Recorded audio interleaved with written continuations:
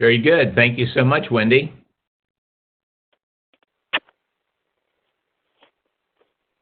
So the sessions, we've already gone through 3 of the 6 sessions. I just also want to emphasize that anytime you want to reach out, you've got my email address.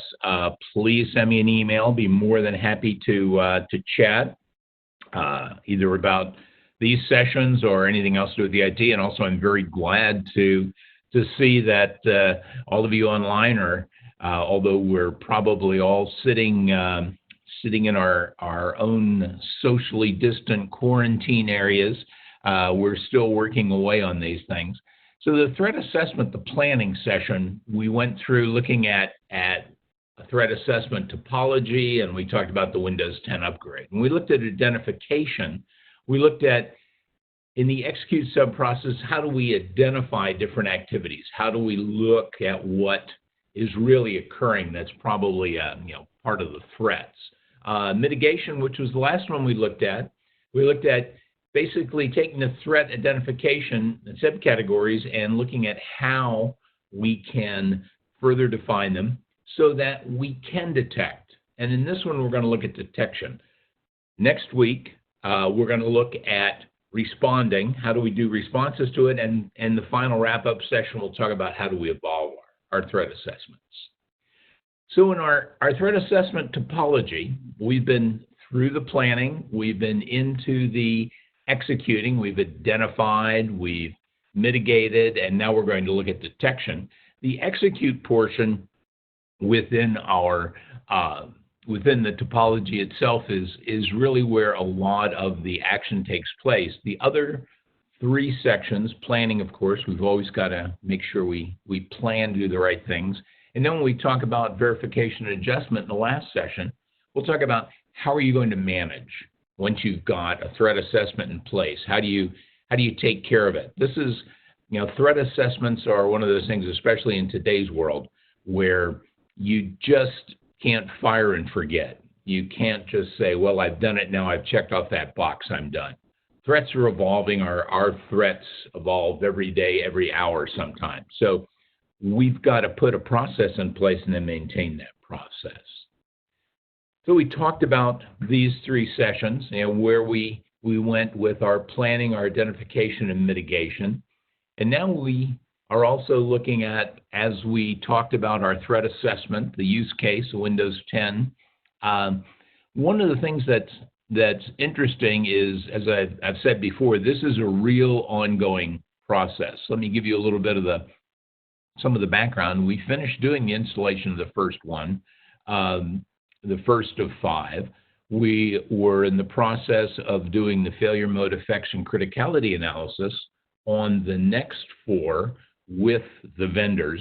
And in this case, the vendors were both hardware, software, and network vendors. It was both IT and OT, and the majority of it was operational technology. Well, what's interesting is we actually went through, and the first control center has been up and running now for about 4 months. It's been working just fine. We actually are seeing, there's been 0 downtime. And this includes the fact that we've had to address crew changes, travel, and some of the other issues that we've already got on our threat matrix. And where we are right now is because of COVID-19, because of what's been going on with the travel, we've had to move several of our folks out of this because the rotations were over. At the same time, we couldn't bring full crews back in. But interestingly enough, we've got 2 folks sitting in a hotel room right now, finishing their 14 days of quarantine before they can go back out on the rigs. We've got one of our guys who ended up getting stuck in Moscow because all of the commercial flights were canceled. When you start looking at how do you fix those things, well, there's also charter flights. The U.S. government has actually put some charter flights together to bring people home.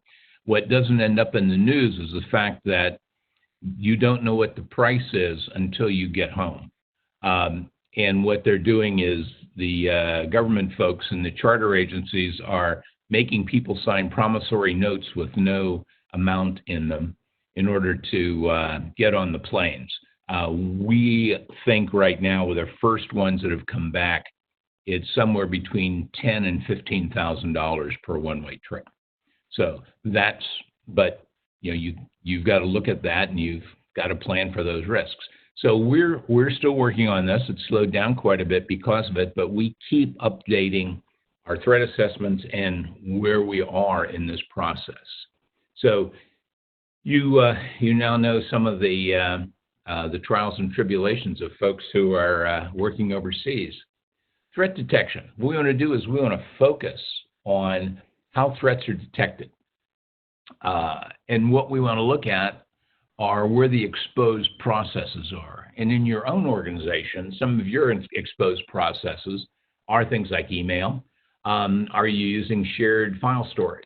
Are you using SharePoint? Are you using Dropbox? Are you using Box?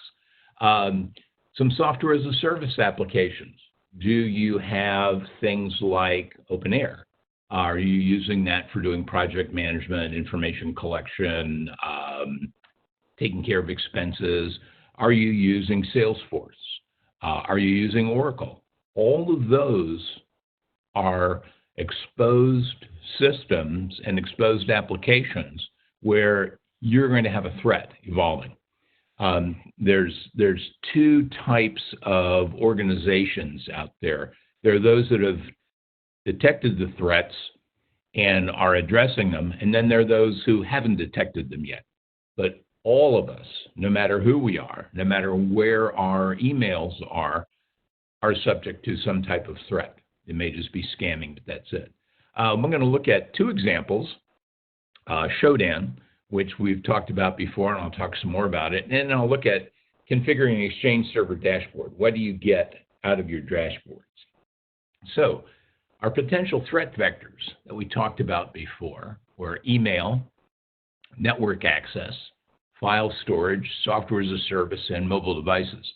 And mobile devices, again, when we look at your Internet of Things, and in the case here with our network, we're going to look at the industrial Internet of Things, the IIoT.